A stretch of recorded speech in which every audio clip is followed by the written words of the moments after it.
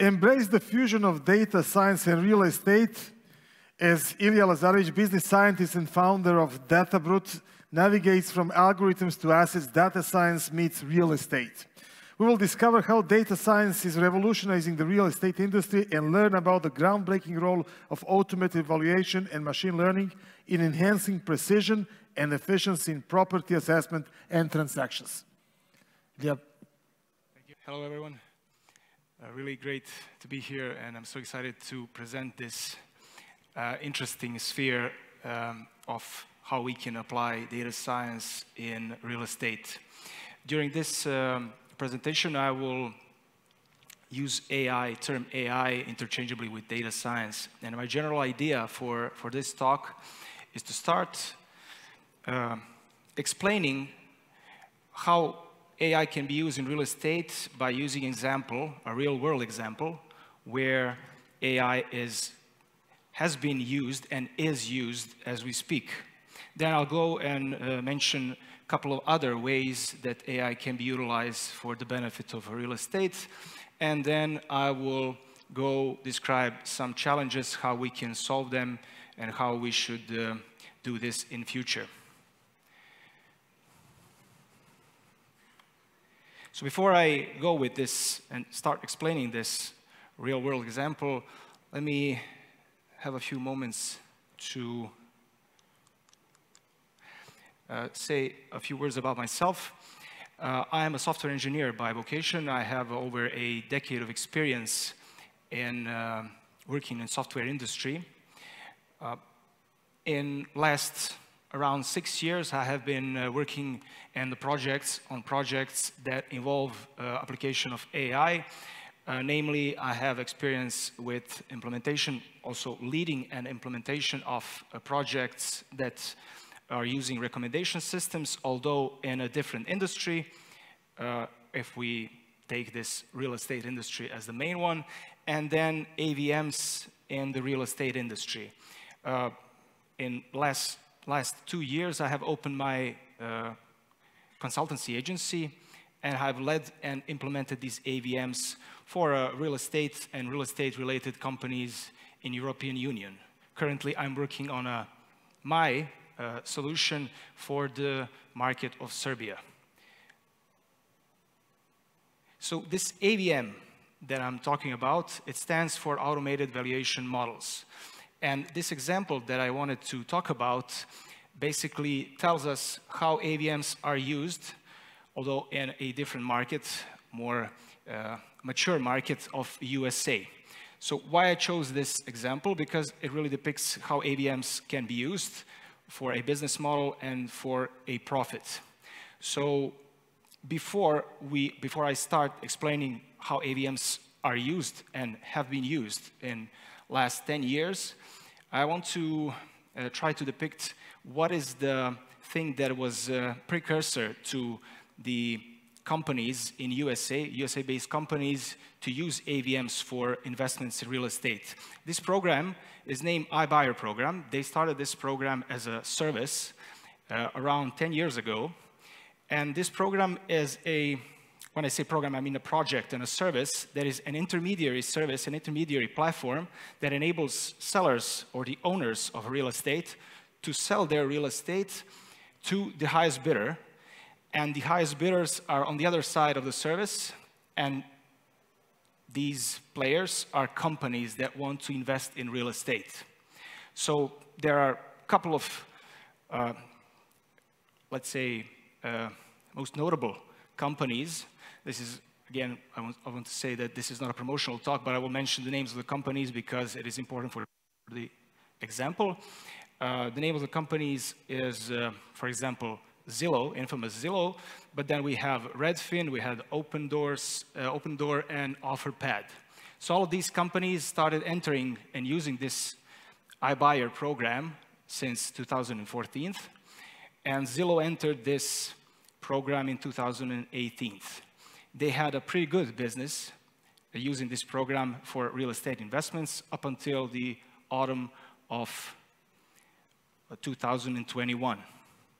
So the idea behind this program and the companies doing real estate investments using this program is that in the baseline, they had some sort of automated valuation methods and models that they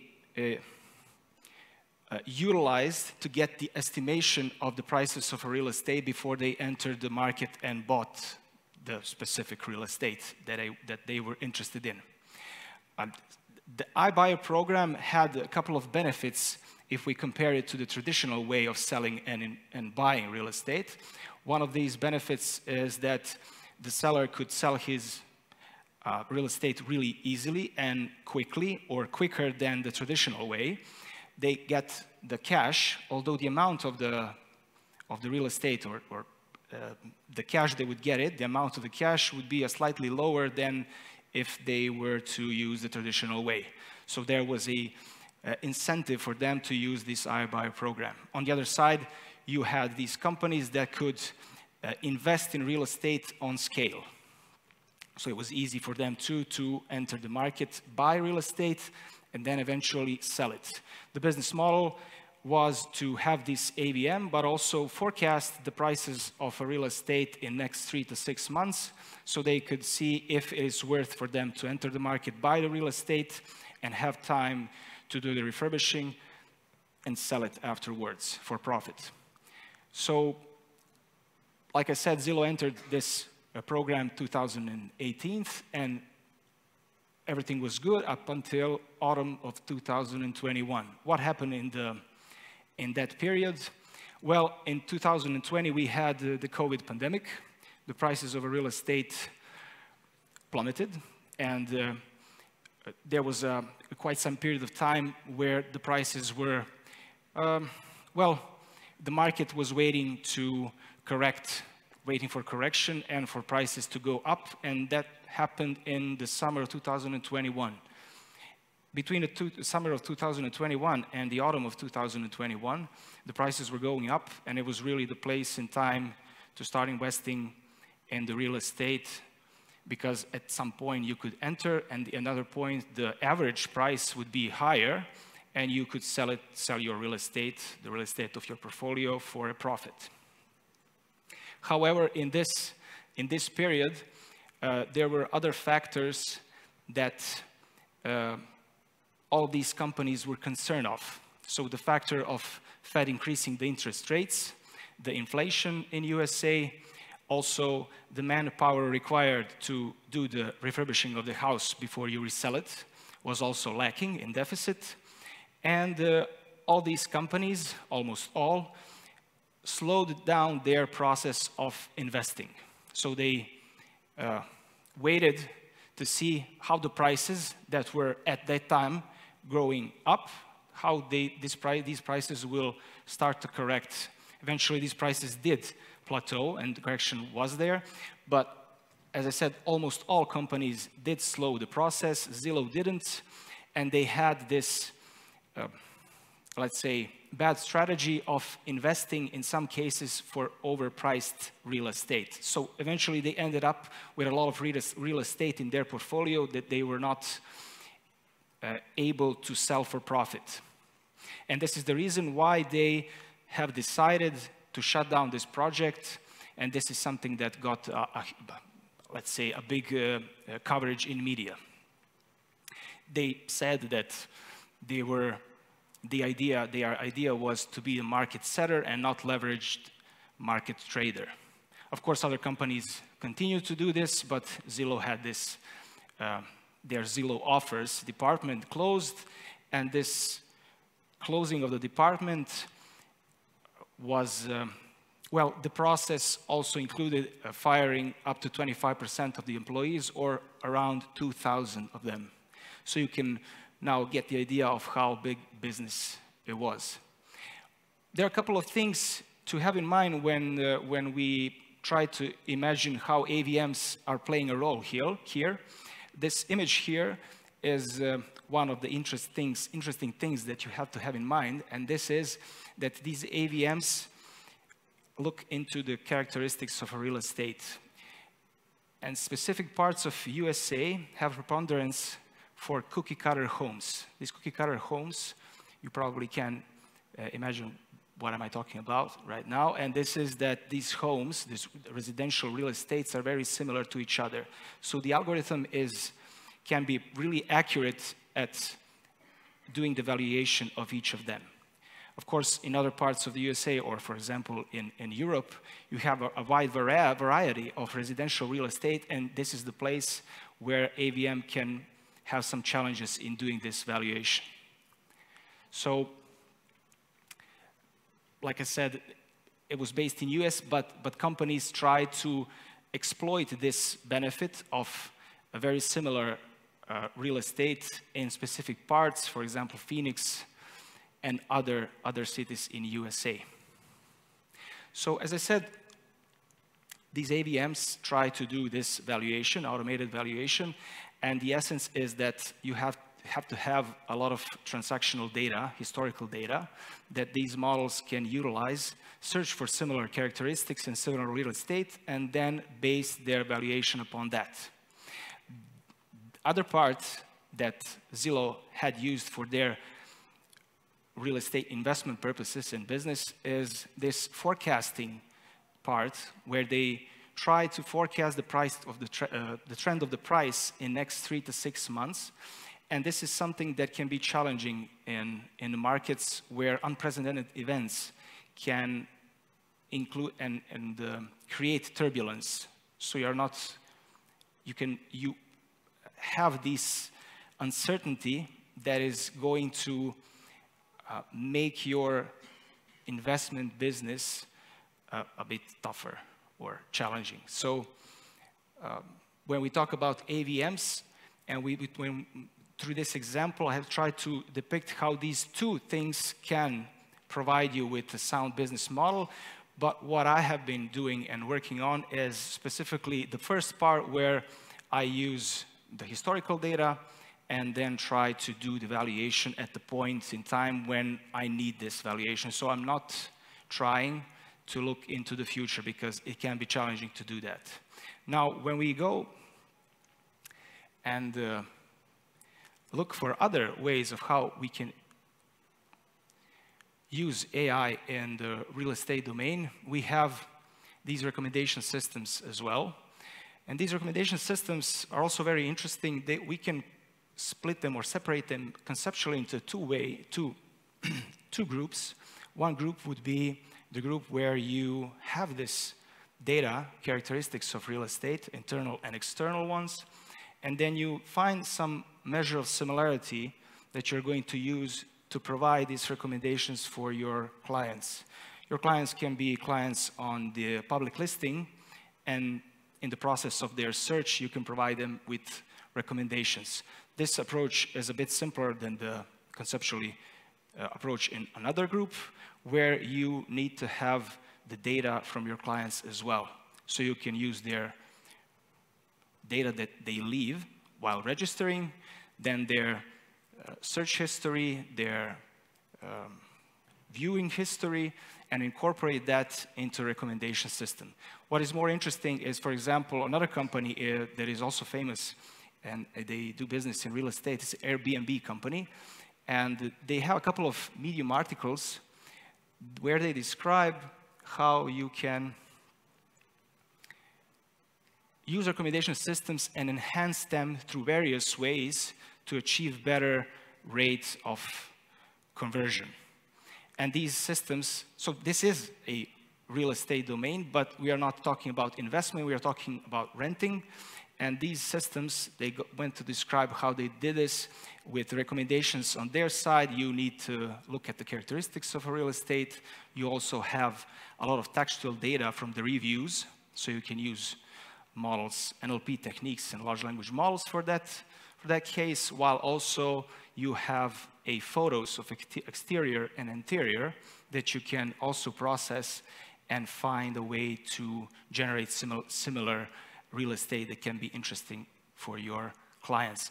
And of course, there's also a historical data from your clients, so they did and incorporate everything into one place to make and enhance recommendation systems. So recommendation systems can be really interesting for your clients and for your business, after all. Then, during this conference, we had a lot of coverage of large language models, and we can certainly use them here. An interesting thing is that if you go on YouTube and try to find ways how AI can be used in real estate domain, you will 99% of the time find agents in real estate using ChatGPT. And this process of using ChatGPT involves conversation with your clients, making customized messages for them, trying to increase your rate of sale. And of course, we can use these large language models for virtual agents where you can have your service that is facing clients, answering their questions, and also using them for the needs of property management, which is also a very interesting thing in real estate, because you have these property managers who are having a lot of time, spending a lot of time dealing with tenants, scheduling maintenances, sending news, and so on and so forth. So we can use large language models in this case as well.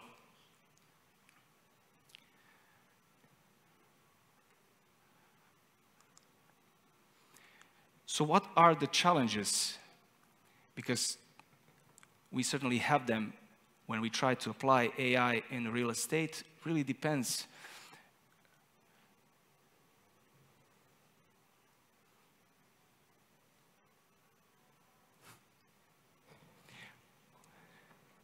Okay, so there are risks in AI adoption, as we know. The funny thing is that you need to have good data and a pipeline before you can apply AI. We have been and have witnessed this scenario where companies are trying to incorporate data science, machine learning, and AI in general while not having a good data and a good pipeline that has to be precursor before you start applying AI. And there is a risk that companies who try to apply these systems will eventually fail. So there's a risk of putting a lot of effort, a lot of money into a process and then figuring out that the thing is not going to give good results. I have been witnessing myself while I was working with one of the clients. We had exactly this problem.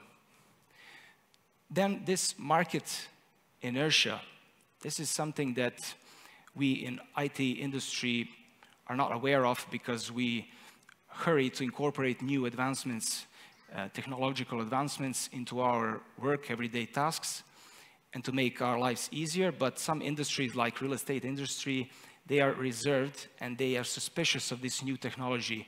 And we have been and heard a lot of, and read a lot of news about how AI is going to steal the working places and leave us humans without a work. And this is one of the reasons why people and players in real estate markets are also very, I'd say, reserved and suspicious of applying AI. Of course, the data that is existent in the real estate markets really depends on the market, but it's of various quality and various transparency. So this transparency, when we talk about transparency in the data, in real estate, this transparency goes to show how much of the details of each transaction, for example, do we know about the specific transaction.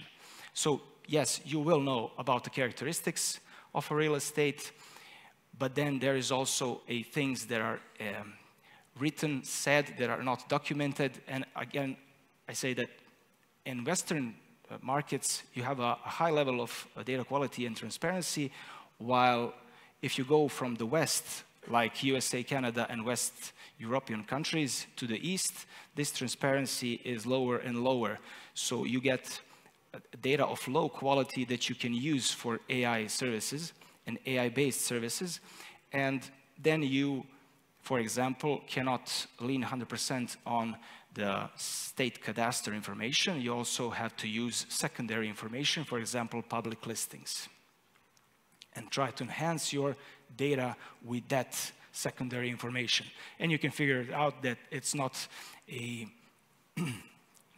something that can hugely increase the accuracy of your models if we're talking about automated valuation. Then there is also this inherent complexity, and this is just the continuation of what I was saying. We have a lot of details of real estate and a lot of, for example, specific groups of real estates. For example, commercial real estate, then we have residential real estate. If we go into residential real estate, you can have a real estate like single-family houses, two-family houses, residential apartments, and each of these groups has its own characteristics and its own complexity of the data that you have or you don't have in some place in database that you can use for modeling purposes. So how can we go and try to fix this? Well, we have to make sure we have good practices in place when we talk about data governance, storing data, making data and transaction information transparent, and in some place where, for example, state cadastre, where state and government institutions can use that data and look into it, but also us as citizens. Then we have the issue of market maturity. So as I said, the Western markets are more mature. They have this higher quality data and more transparent data, while markets, for example, our market here in Serbia, is less transparent and I would say less mature in comparison to the Western markets. Then this thing of AI, we are talking a lot about regulation when we talk about large language model and their uses, but the regulation is also very important in other aspects and other industries where AI is used. For example, in real estate domain, and when we look at the use of AVMs, there's also a need to regulate how AVMs are used, how AVMs are assessed. And there's one particular, let's say, alliance, if we can say that. Well, they're called Alliance, European AVM Alliance, the initiative to standardize AVMs and their use. So they go through the process of describing what AVMs are, how can we group them by their complexity, and how can we assess them by their accuracy. So this is a very important thing, because after all, when you get these valuations, automated valuations, you need a way to interpret them. So interpretation and interpretability is really important in this segment as well, while also having the ability to explain and to go in details what's happening and how did you come up with the value of a real estate, what was the factor and what are the factors that affected this price.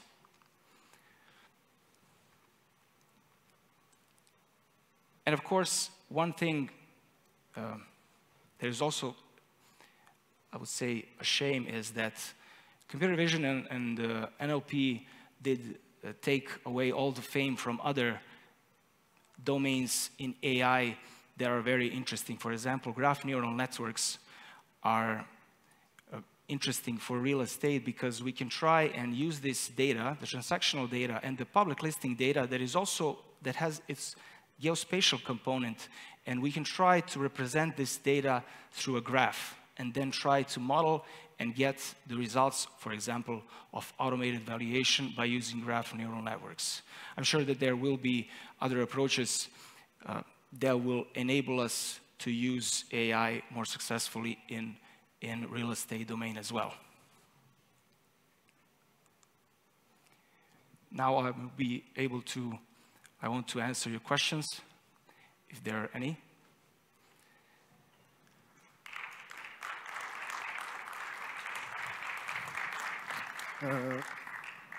On the other end.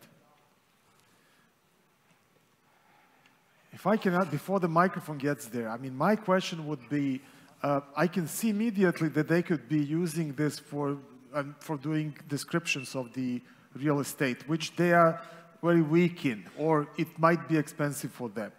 But, so what do you think about that? What is the first thing that they might easily start to use AI for? So you mentioned descriptions. Yeah, like description of the real estate. I mean, for he means listing, writing up a listing. That's what he means, right? Yes. Sorry? He's asking you about listing, if ChatGPT is used for listing write-up. Yeah, you can use characteristics that you already had on public listings, along with the descriptions that exist, but they are rudimentary, to create better descriptions. They are customized for a specific type of customer that can view it and decide to go and buy it. Yes, you can use that. That's one of the use cases as well. Because I don't think that the agents would like AI to replace them in what is basically their core business, and that is negotiating with the client. I think that that part will certainly be left to humans, because you can automate part of that process, but eventually the process of buying real estate is also emotional. So you as a buyer need to know and to talk with another human when you're trying and deciding to buy it. So, so machine cannot do 100% of that job.